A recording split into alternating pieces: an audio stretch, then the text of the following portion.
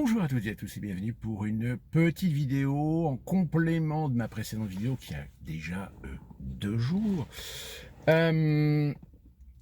Macron qui a fait une cellule de crise, enfin on n'appelle plus ça cellule de crise, hein, maintenant c'est évidemment, je ne sais plus quel terme, hein, une réunion d'urgence, de sécurité d'urgence, enfin bon bref, hein, on est toujours dans le changement de sémantique. Hein.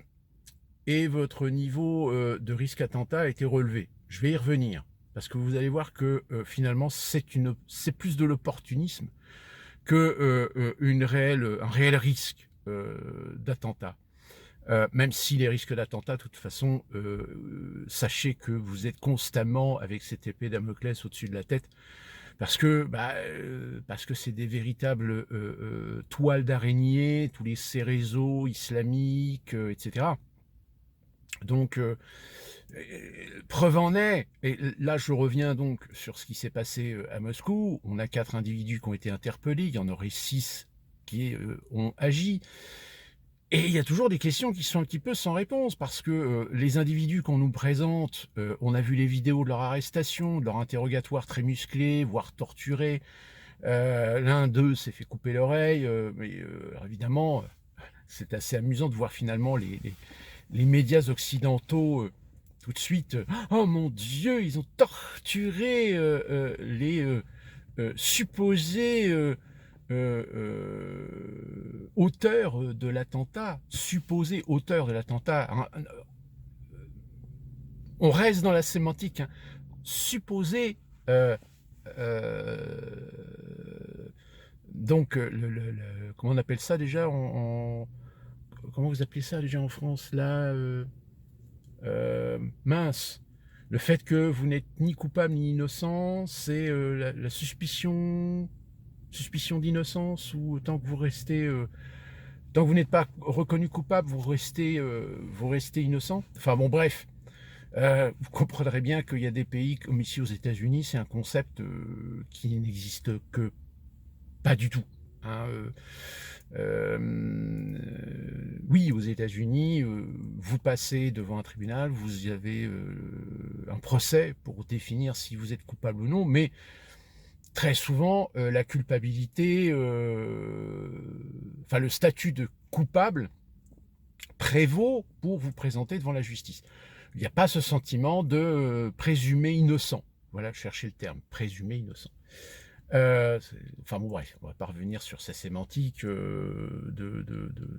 d'hypersensibles.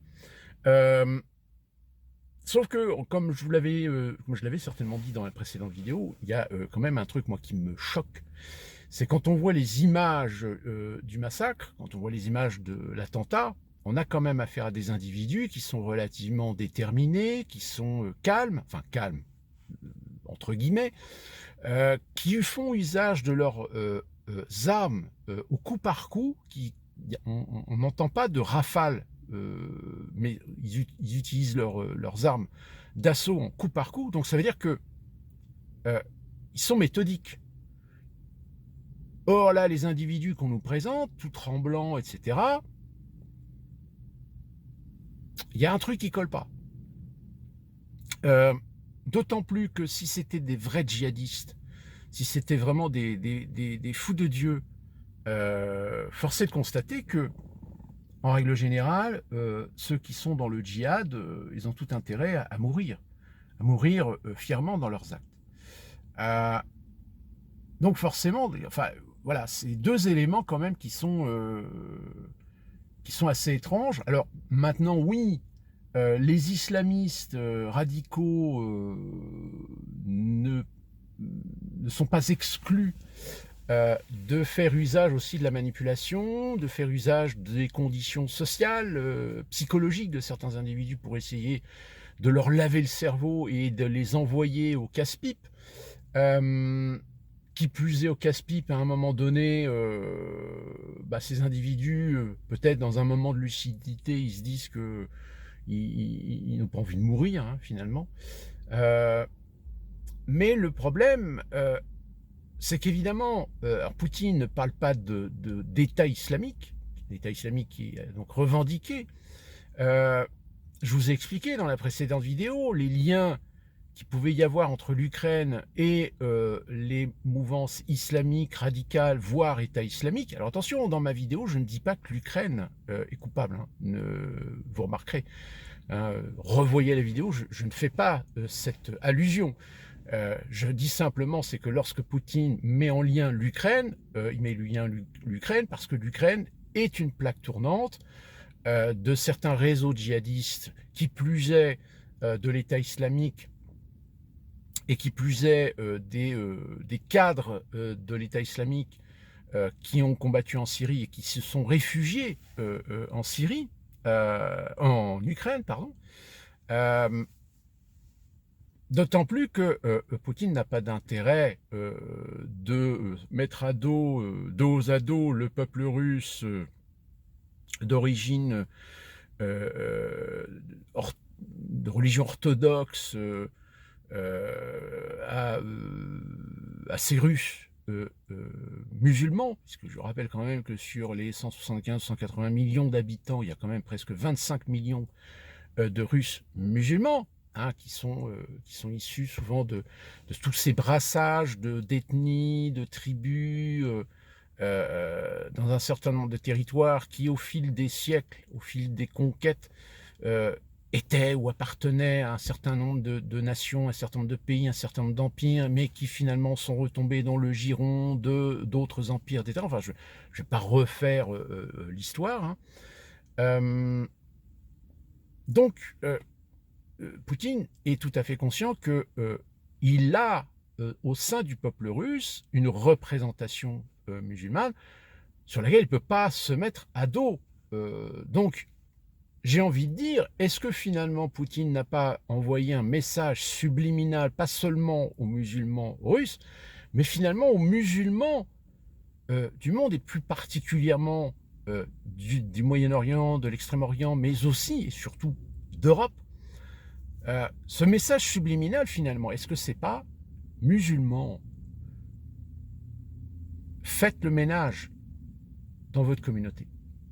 Faites en sorte d'éliminer, d'éradiquer ces minorités qui sont en train de foutre en l'air votre réputation, de foutre en l'air votre image, qui sont en train de prendre le dessus sur un certain nombre de communautés, même au sein des pays européens, par leur radicalisme, par l'application d'un aspect, d'une doctrine religieuse qui de toute façon a pour intention de conquête, pour intention d'éradiquer le peuple hérétique, de conquérir, j'ai envie de dire, les pays européens. Donc, ça représente une minorité dans la communauté globale musulmane. Plus particulièrement, évidemment, en Asie, Russie, Kazakhstan, tous ces pays-là, et y compris l'Europe, et surtout l'Europe. Et donc ce message subliminal, c'est faites le ménage. Faites le ménage, parce que si vous ne le faites pas, la situation va se pourrir, et du fait que la situation va se pourrir, ça va se retourner contre vous. Et qu'il y a un moment donné où, si vous ne faites pas le ménage, eh bien, nous, on va le faire. Mais on va le faire dans des méthodes beaucoup plus expéditives, on va le faire limite dans une guerre civilisationnelle, mais vous le savez que dans toute guerre civilisationnelle, malheureusement, comme j'ai dit dans ma précédente vidéo, il y aura forcément des innocents qui risquent d'en en pâtir. Donc pour l'instant, c'est une guerre idéologique pour dire, pour essayer d'imposer à l'opinion, c'est l'État islamique qui a attaqué la Russie, sauf que dans l'opinion, il y a quand même des gens qui se disent, mais pourquoi maintenant? Pourquoi maintenant? Pourquoi commettre cet acte maintenant? Donc il y a forcément autre chose. Et tout, d'ailleurs, ce que je disais dans ma précédente vidéo, c'est à qui profite le crime? Et aujourd'hui, si on fait une analyse globale, l'État islamique n'a pas d'intérêt d'attaquer ou de commettre un attentat en Russie. En revanche, la CIA, par le biais de ses influences, par le biais de ses réseaux, elle, pour l'intérêt américain, de titiller ou de pousser Poutine à commettre l'impair. Sauf que, malheureusement, il y a certains experts qui oublient que Poutine, c'est pas quelqu'un qui réagit au quart de tour. C'est pas quelqu'un qui est un impulsif. Au contraire, c'est quelqu'un qui est beaucoup plus réfléchi. Et du coup, je pense que Poutine va certainement adopter une stratégie pour envoyer un signe très clair à l'Occident en disant, voilà, moi j'ai aujourd'hui une situation où j'ai une légitimité de dire, voilà, chez les musulmans et plus particulièrement l'État islamique, moi aujourd'hui j'ai l'opportunité, j'ai le droit de les cartonner. Et de les cartonner où je veux. C'est-à-dire que même tous les cadres, même ceux qui sont réfugiés, ben, j'ai envie de dire en Ukraine, ben, j'ai la légitimité d'exiger que l'Ukraine fasse le ménage aussi chez elle. C'est-à-dire en plus de la mission, l'opération de dénazification de l'Ukraine, ben, il va y avoir aussi une opération de déradicalisation islamique de l'Ukraine. Et en France, la conséquence, ben, c'est Macron, là, qui, ça y est, sauf que, là, ce que Macron a fait, la décision qui a été prise de relever le niveau de risque d'attentat, en réalité, c'est un opportunisme flagrant en marge de l'arrivée des Jeux Olympiques. Et justement, la vidéo que je ne vous ai pas publiée sur la surveillance de masse, le contrôle de masse, ben, j'ai envie de dire, les Jeux Olympiques va devenir un laboratoire. Et là, Macron a une opportunité d'encore plus profiter de la situation pour faire peur aux Français et à terme, petit à petit, peut-être mettre en place des lois liberticides que les Français accepteront puisqu'on leur présentera les lois en leur disant « c'est pour vous assurer votre sécurité ». En revanche, pour assurer votre sécurité, malheureusement, vous savez, on n'a pas forcément les outils, les moyens, les hommes pour être partout et éviter le pire. Donc, il va falloir qu'on prenne des décisions contre nature de notre Constitution. Tout comme l'urgence sanitaire nous a obligés à prendre des décisions contre nature des droits fondamentaux de la Constitution en ce qui concerne les libertés individuelles.